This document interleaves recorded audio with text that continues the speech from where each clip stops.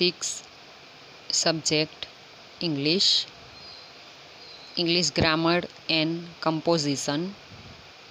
વિદ્યાર્થી મિત્રો, આપણે ગયા પીરિયડમાં ડીઝ અને ધેટ જોયું, એ અને એન જોઈ ગયા, એટલે કે રિવિઝન આપણું થઈ ગયું. ત્યાર પછી આપણે 1 to 100 અંક પણ જોયા, નંબર્સ, બરાબર છે. ત્યાર પછી આપણે જે આપણા ક્વેશ્ચન છે 1 2 3 4 5 6 એ આપણે લખી દીધા સ્વાધ્યાય પોથીમાં. આજે આપણે જોશું વિદ્યાર્થી મિત્રો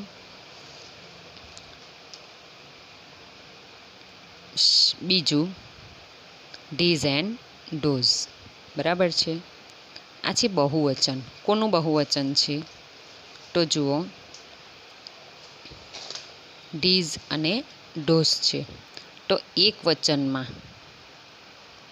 અને આ બહુવચન, બરાબર છે.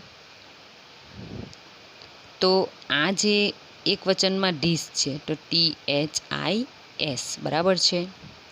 અને બહુવચનમાં ડીઝનું સ્પેલિંગ થઈ જશે THESE, એ બહુવચન થશે. બંનેનો મિનિંગ શું થશે? આ, બરાબર છે. ત્યાર પછી આ જે ધેટ છે THAT, ધેટ, અને એનું બહુવચન શું થઈ જશે? THOSE, પેલું, પેલા, પેલી, બરાબર છે. એ પ્રમાણે તો આ થયું એક વચન અને આ થયું બહુવચન. ડીઝનું બહુવચન ડીઝ, આ રહ્યું, બરાબર છે, ઉપર. અને ધેટનું બહુવચન ડોઝ. તો આ જે ડીઝ એ ડીઝનું બહુવચનનું રૂપ છે અને આ ડોઝ છે એ ધેટનું બહુવચનનું રૂપ છે, બરાબર છે. કે બંને બહુવચનમાં નજીકની અને દૂરની વ્યક્તિઓ કે વસ્તુઓ દર્શાવે છે. અને હંમેશા બંને સાથે ટુ બીનું ક્રિયાપદનું બહુવચનનું રૂપ શું લાગશે? તો આર લાગશે. શું લાગશે? આર લાગશે. ઇઝ લાગશે નહીં. શેમાં? તો બહુવચનમાં. એક વચનમાં તો શું લાગશે? ઇઝ લાગશે. ધેટ ઇઝ, ધીઝ ઇઝ, આ એક વચનમાં ઇઝ લાગશે, જ્યારે બહુવચનમાં ડીઝ આર, ડોઝ આર લાગશે. એટલે ઇઝ એ એક વચન છે અને આર એ બહુવચન છે, બરાબર છે. તો જે ટુ બીનું ક્રિયાપદનું રૂપ છે એ શું છે? આર છે. હવે ચાલો આપણે ઉદાહરણ જોઈએ, બરાબર છે. તો એક્ઝામ્પલ હું તમને એક સમજાવું કે this is a pen. Okay, ચાલો. તો આનું આપણે શું કરીશું? આ કયું વાક્ય કહેવાશે? એક વચન, બરાબર છે. શાના આધારે તમે કહી શકો? આ ધીઝ છે અને અ પેન છે, એટલે એક પેન, બરાબર. આ એક પેન છે. હવે આપણે એનું બહુવચન કરીશું. તો આ ધીઝનું શું થઈ જશે? આ જે ધીઝ છે એનું બહુવચન શું આવશે? THESE, these. પછી ઇઝનું શું થઈ જશે? આર, બરાબર છે. એ નહીં આવશે કારણ કે બહુવચન કરવાનું છે, એટલે પાછળ શું આવી જશે? પેન્સ, એટલે એસ આવી જશે. પેન્સ. શું થઈ ગયું? પેન્સ, બરાબર છે ને. એટલે ધીઝ આર પેન્સ, બરાબર. એટલે આ પેનો છે. આ થયું એક વચન અને આ થયું બહુવચન, બરાબર છે. કે ધીઝ ઇઝ અ પેન અને ધીઝ આર પેન્સ. તે જ પ્રમાણે આપણે જોશું તો બીજું આપણે જોશું ધેટવાળું વાક્ય, બરાબર છે. તો એના માટે આપણે લખીશું ધેટ ઇઝ અ બોય, બરાબર છે. તો પેલો છોકરો છે. આ શું થયું? એક વચન, બરાબર છે ને. અને પછી એનું બહુવચન આપણે કરવાનું છે. ધેટનું શું થઈ જશે? ડોઝ. ડોઝ થઈ ગયું. ધેટનું શું થશે બહુવચન? ડોઝ. ઇઝનું આર અને બોયનું બોયઝ. એક જ છોકરો નથી પણ ઘણા બધા છોકરાઓ છે, એટલે પાછળ એસ આવશે. એટલે આ થયું એનું બહુવચન કે પેલો છોકરો છે અને પેલા છોકરાઓ છે. આ થયું એનું બહુવચન. સાવ ઇઝી છે, બરાબર છે. ત્યાર પછી હવે હું તમને જે આપણા નિયમો છે એ નિયમો શીખવાડું. આ તો તમને સમજ પડી ગઈ હશે, બરાબર છે, કે ડીઝનું બહુવચન થશે ડીઝ, ઇઝનું થશે આર, ધેટનું થશે ધોઝ, બરાબર છે. અને પાછળ શું લગાવી દેવાનો? એસ લગાવી દેવાનો રહેશે, કારણ કે બહુવચનમાં એક કરતાં વધારે છોકરાઓ છે અને એક કરતાં વધારે પેન છે, બરાબર છે. એટલે હંમેશા યાદ રાખવાનું કે એક જ વસ્તુ કે છોકરાઓ કે એક જ હોય તો શું આવશે? ડીઝ અથવા ધેટ, બરાબર છે. અને જો એક કરતાં વધારે હોય, બે હોય, તો શું આવશે? ડીઝ અથવા ડોઝ, બરાબર છે ને. નજીકની વસ્તુ દર્શાવવા માટે ડીઝનો ઉપયોગ થાય છે અને દૂરની વસ્તુ દર્શાવવા માટે શેનો ઉપયોગ થાય છે? ડોઝનો ઉપયોગ થાય છે અથવા ધેટનો.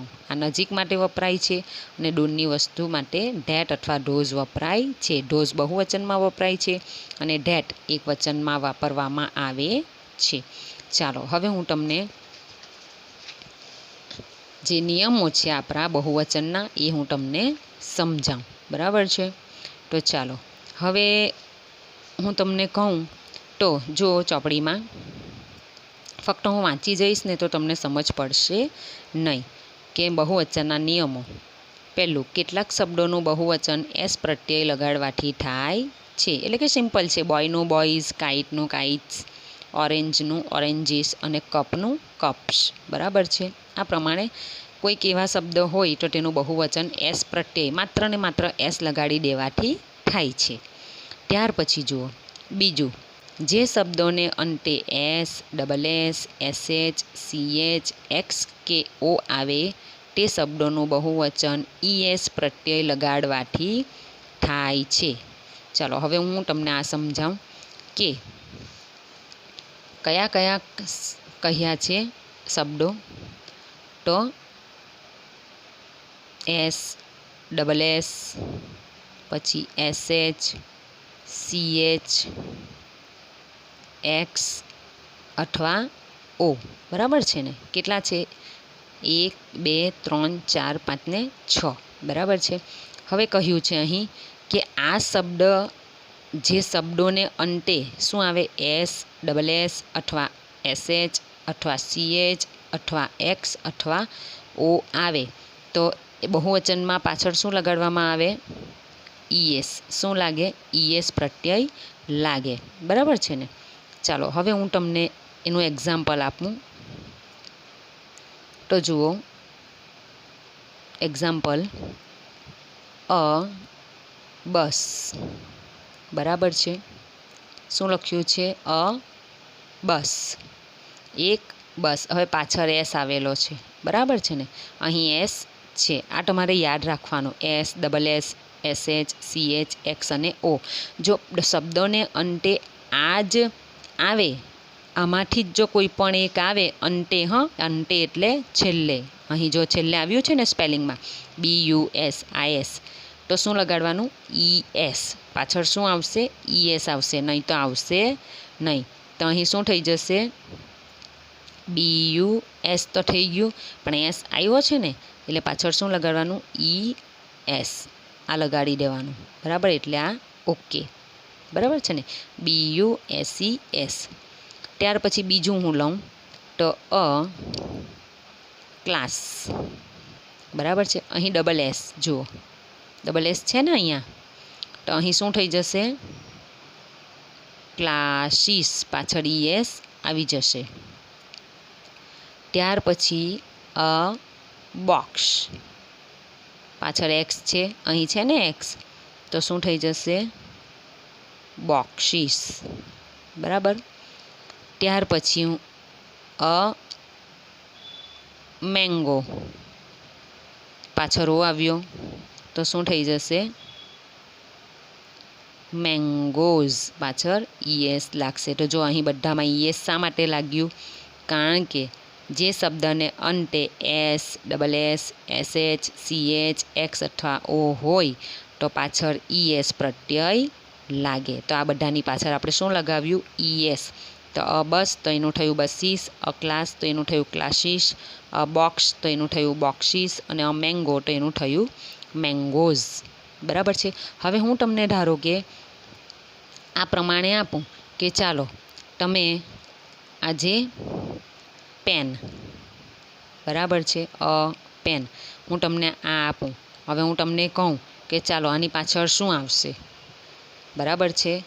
તો શું તમે એનો પહેલાં શું કરશો, જે અંટનો મૂળાક્ષર છે એ જોશો, બરાબર ને. તો અહીં એન આપવામાં આવેલો છે, એન છે ને. તો અહીં શું એન છે? તો નહીં. S, double S, S H, C H, x અને ઓ હોય તો જ ઈએસ પ્રત્યય લાગે, બરાબર. પાછળ ઈએસ લાગે, પણ અહીં તો એન આપેલો છે એટલે શું આપણે આવી રીતે લખીશું? આવી રીતના લખીશું? ઈએસ લગાવીશું પાછળ? તો ના, આ ખોટું. શા માટે? કારણ કે પાછળ એન છે. આપણને તો ફક્ત શું જોઈએ શબ્દની પાછળ? S, double S, S H, C H, x અથવા ઓ હોય તો જ ઈએસ પ્રત્યય લાગે. તો અહીં આપણે આ લગાવશું નહીં, પરંતુ શું થઈ જશે? પેનનું પેન્સ, બરાબર ને. પાછળ એસ આવશે. ચાલો આ તમારે યાદ રાખવાનું છે. તમે આગળના ધોરણોમાં જશો તો પણ તમને આ ભણવામાં આવશે. અને તમે જ્યારે 5મા ધોરણમાં હતા ત્યારે પણ મેં તમને ઓનલાઈન શીખવાડેલું હતું સેકન્ડ સેમેસ્ટરમાં, બરાબર છે ને. ચાલો ત્યાર પછી આપણે બીજો જે આપણો ત્રીજો નિયમ છે એ જોશું. આ બીજો નિયમ છે. પહેલો નિયમ તો આપણે જોઈ ગયા ને કે કેટલાક શબ્દોનું બહુવચન એસ પ્રત્યય લગાડવાથી થાય, જેમ કે પેનનું પેન્સ, કાઇટનું કાઇટ્સ, એન ઓરેન્જનું ઓરેન્જીસ, અ કપનું કપ્સ, એ પ્રમાણે. ચાલો હવે આપણે જોશું ત્રીજો નિયમ. ત્રીજા નિયમમાં શું છે કે જે શબ્દોને અંતે એફ કે એફઈ આવે. શું આવે? શબ્દને અંતે એફ આવે અથવા એફઈ, બેમાંથી એક આવે તો એ શબ્દોનું બહુવચન કરવા માટે આ બેની જગ્યાએ શું લગાવવાનું? VES. આ બેની જગ્યાએ શું આવશે? VES. તો હવે જુઓ એક્ઝામ્પલ. તો હું સ્પેલિંગ લખું નાઇફ. નાઇફ એટલે ચપ્પુ, બરાબર છે. તો નાઇફ, એક ચપ્પુ.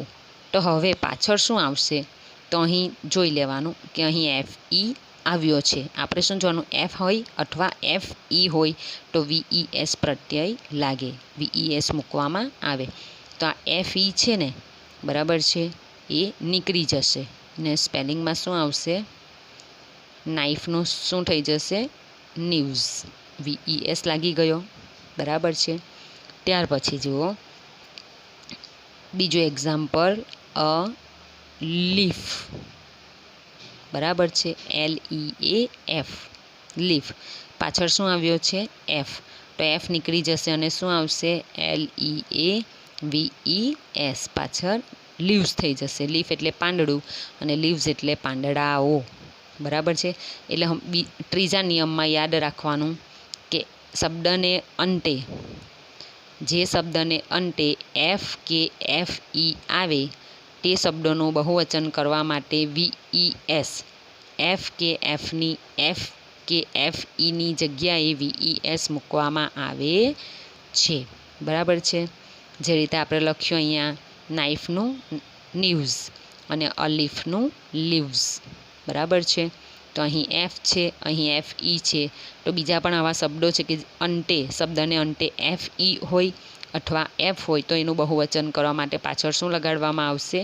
VES.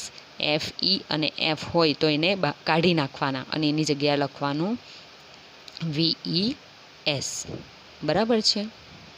ચાલો ત્યાર પછી આપણે જોશું ચોથું કે જે શબ્દોને અંતે શું હોય? વાય હોય. જે શબ્દોને અંતે શું હોય? વાય હોય, બરાબર છે. અને એના પહેલાં શું હોય? વ્યંજન. એના પહેલાં શું આવતો હોય? વાય પહેલાં વ્યંજન આવે. તો શું લગાવવાનું? વાયની જગ્યાએ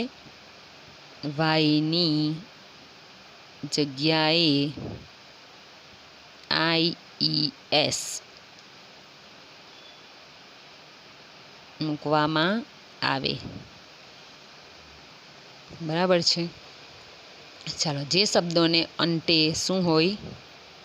વાય હોય, અને વાય પહેલાં શું હોય? વ્યંજન હોય. તો શબ્દોનું બહુવચન કરવા માટે વાયની જગ્યાએ IES મૂકવામાં આવે. જેમ કે હું તમને લખું સ્પેલિંગ કે સ્ટોરી, બરાબર છે.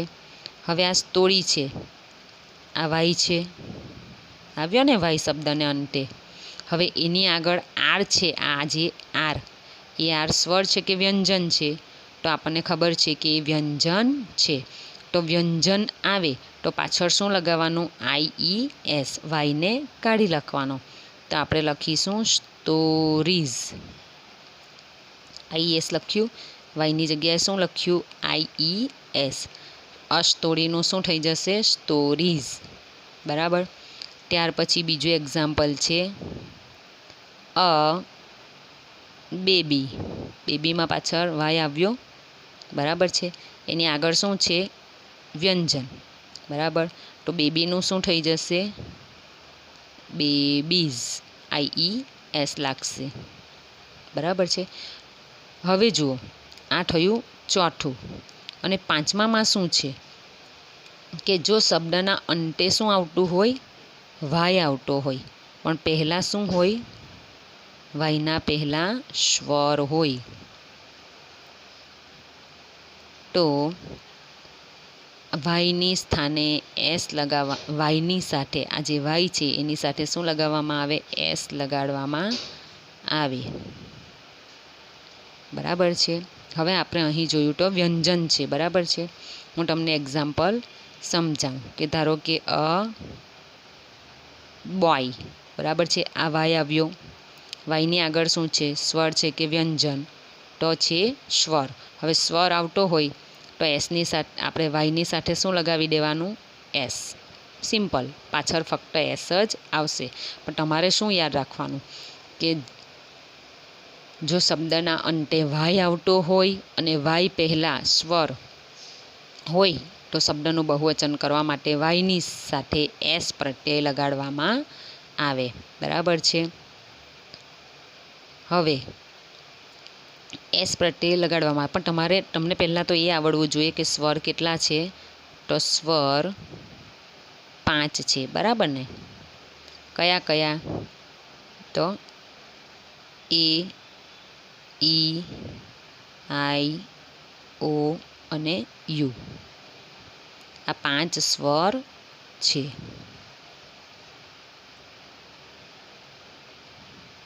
સ્વર કેટલા છે? 5.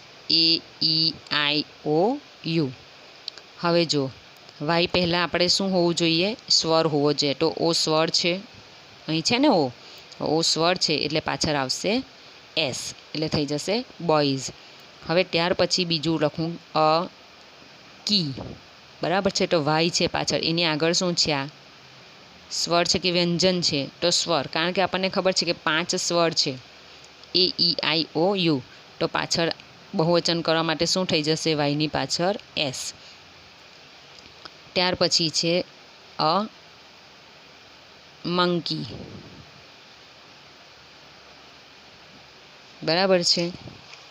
તો જ્યાં મંકી લખ્યું, બરાબર છે. તો વાયની આગળ શું છે? ઈ છે. તો ઈ શું છે? ઈ શું છે? તો ઈ છે એ સ્વર છે, એટલે મંકીનું શું થઈ જશે? મંકીઝ. વાયની પાછળ શું આવશે? એસ આવશે.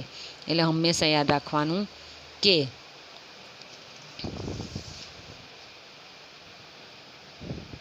જો શબ્દના અંતે વાય આવતો હોય અને વાય પહેલાં સ્વર એ, ઈ, આઈ, ઓ, યુ હોય તો તે શબ્દનું બહુવચન કરવા માટે વાયની સાથે એસ પ્રત્યય લગાડવામાં આવે છે, બરાબર છે. ત્યાર પછી છે છઠ્ઠું કે અમુક શબ્દોના બહુવચનના રૂપ અનિયમિત હોય છે. આ તો તમારે યાદ રાખવાના હોય છે. જે છઠ્ઠો આપણો નિયમ છે તે કે જો મેન, તો મેનની સ્પેલિંગ છે એ છે આમાં, બરાબર. હવે એક જ માણસ નથી પરંતુ ઘણા બધા છે, તો MEN થઈ જશે. એ પ્રમાણે વુમેન, તો એનું ઈ આવશે, બરાબર. એની જગ્યાએ અમુક શબ્દોના બહુવચનના રૂપ અનિયમિત હોય છે, તો આ અનિયમિત રૂપને તમારે યાદ રાખવાના હોય છે. ટૂથનું શું થઈ જશે? તો ટીથ, બરાબર છે. ફૂટનું ફીટ, માઉસનું માઇસ, ચાઇલ્ડનું ચિલ્ડ્રન. અને ત્યાર પછી જે 7મો નિયમ છે કે અમુક શબ્દોના એકવચન અને બહુવચનના રૂપ એક જ હોય છે, હંમેશા એક જ હોય. તો શીપનું શીપ જ હોય, ફિશનું ફિશ જ હોય. પછી તમે બહુવચન કરવા માટે પાછળ એસ કે એવું કંઈ લગાડી શકો નહીં, બરાબર છે. શીપ એટલે ઘેટું અને માછલી. તો અમુક એવા શબ્દો છે કે તેનું એકવચન અને બહુવચન એક જ હોય છે, બરાબર છે. શીપનું શીપ જ રહે અને ફિશનું ફિશ જ રહે છે, બરાબર છે. તો તમારે શું કરવાનું છે? તો તમારી ઇંગ્લિશની નોટમાં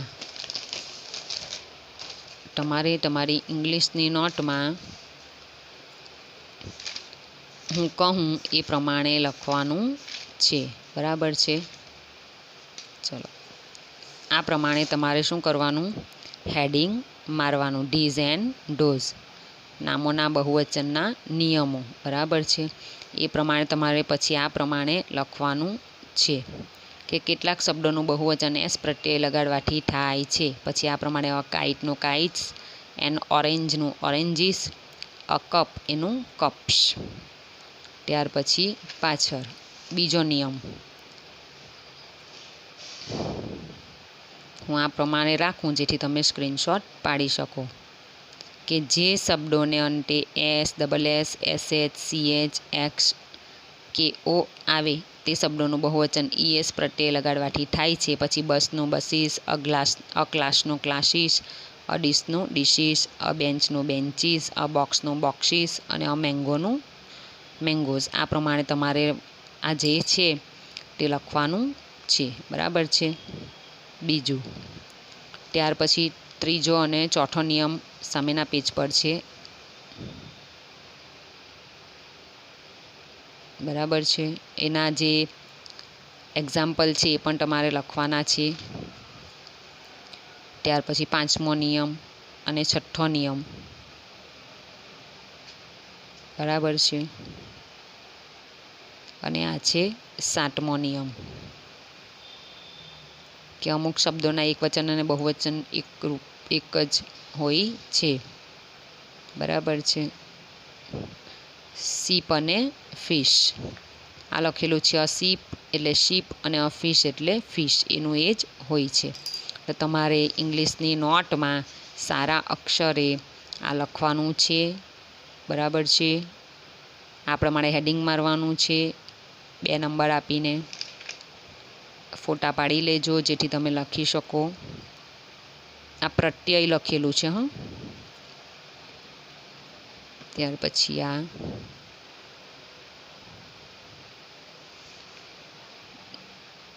આ લખવાનું છે. અને આ પ્રમાણે તમારે ઇંગ્લિશની નોટમાં 7 નિયમો લખવાના છે, બહુવચનના નિયમો, બરાબર છે. સારા અક્ષરે લખવાનું છે. આવતા પીરિયડમાં આપણે જે આપણું ગ્રામર છે એની એક્સરસાઇઝ આપણે ગ્રામર બુકમાં જોશું. આજે તમારે ફક્ત ઇંગ્લિશની નોટમાં જ લખવાનું છે અને જે નિયમ છે 7 એ મોઢે કરવાના છે. ઓકે.